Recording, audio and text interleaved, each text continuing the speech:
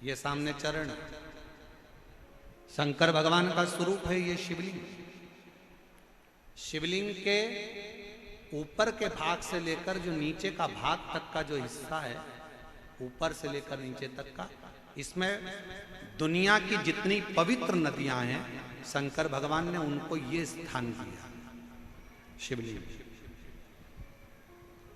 जैसे तांबे का जो लोटा होता है, तांबे का जो बर्तन होता है, तांबे का जो लोटा होता है जिससे अपन शंकर जी को जल चढ़ाते हैं, शिव महापुराण की कथा कहती है अगर तांबे में आपके घर के जल को भी आप तांबे के लोटे में भरकर शंकर जी को चढ़ा रहे हो तो तुम्हें हरिद्वार से गंगा जल लाने की जरूरत नहीं है, तांबे के लोटे में भरा हुआ जल ही गंगा जल बन जाता है। महाराज, तांबे के पात्र में अगर जल भरा हुआ है, क्यों कहा कि मंदिर का जल नहीं, अपने घर से जल लेकर जाए, अपने घर से। क्योंकि दुविधा कहां पर है? घर पर। दुख कहां पर है? घर पर। कष्ट कहां पर है? घर पर। बीमारी कहां पर है? घर पर। तकलीफें कहां पर है? घर पर। तो अपने घर का जल भरो, तांबे के लोटे में लेकर शंकर जी के मंदिर जाओ। हरिद्वार का लाया हुआ जल नहीं है गंगा जल, कहीं से लाया हुआ गंगा जल नहीं है, कोई जरूरत नहीं। अपने मटके का पानी भर लो, अपने हंडे का पानी भर लो, अपने घर का लोटा भर कर जल लो।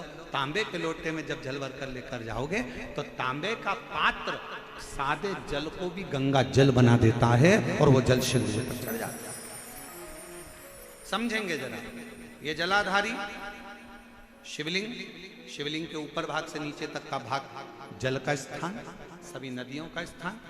ये जो भाग है, ये भाग मां पार्वती जी का हस्तकमल, चरण जैसा गया है।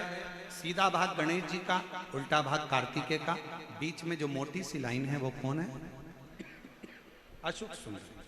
शिव जी के ऊपर जो बूंद बूंद पानी जलाधारी में से टपक रहा है वो शंकर जी की 5 लड़कियां, जया, साथ में बोलिए जया, विषहरा, श्यामली बारी, दौतली, देव।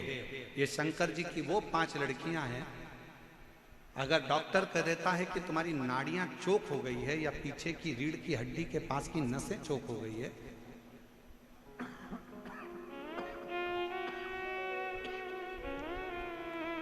तो शिव जी की जो बेटियां हैं, जलाधारी है जो, वो जलाधारी में जल डाल दीजिए और जलाधारी में जल डालकर उस जलाधारी का स्पर्श दोनों हाथों से करिए और महामृत्युंजय मंत्र का उच्चारण करिए।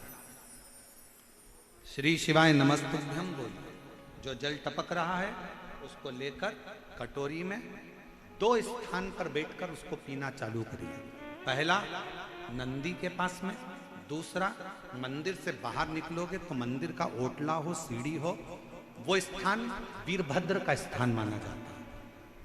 वीरभद्र का वो स्थान दरवाजे के ठीक द्वार पर होता है और दरवाजे की ठीक चौखट पर भाग्य देवी और माता लक्ष्मी का स्थान होता है। तो बाहर वीरभद्र का जो स्थान होता है, बाहर का स्थान, वहां बैठकर उस जल को पीना प्रारंभ करो।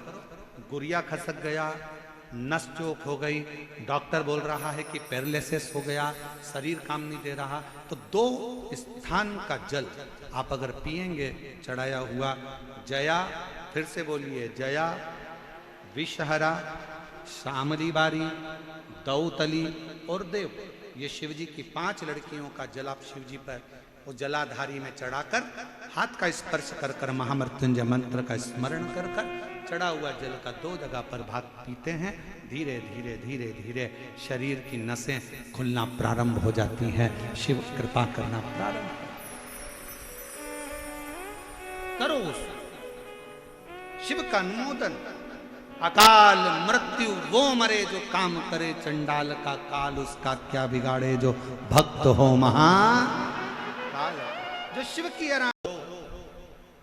जब पार्थिव लिंग का निर्माण अपने घर में करो तो तुम ये विचार कर मत करना कि पार्थिव शिवलिंग तुम बना रहे हो।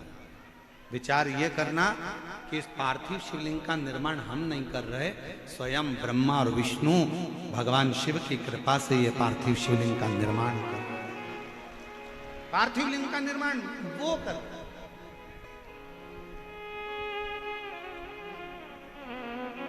सावन के महीने में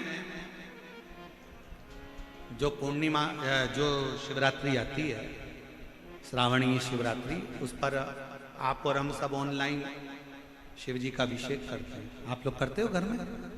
जम के बोलो जरा।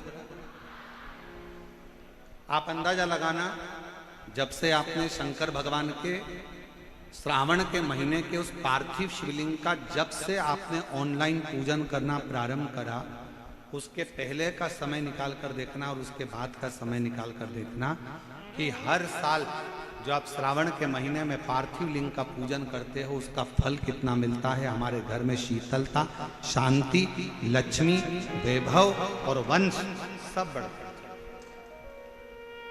सब बढ़ता है।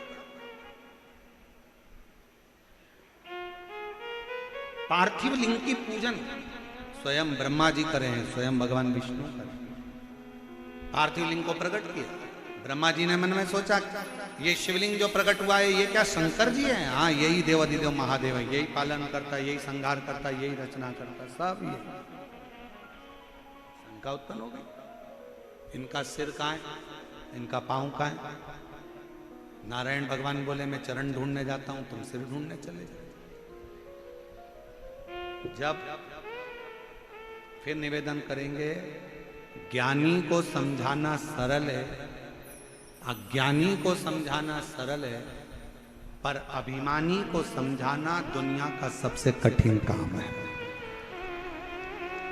ज्ञानवान को समझाओगे तो वो सरल है, अज्ञानी को समझाओगे तो सरल है, पर अभिमानी को नहीं समझा सकते, जिसके अंदर अभिमान है। रावण ज्ञानी था, अज्ञानी था, पर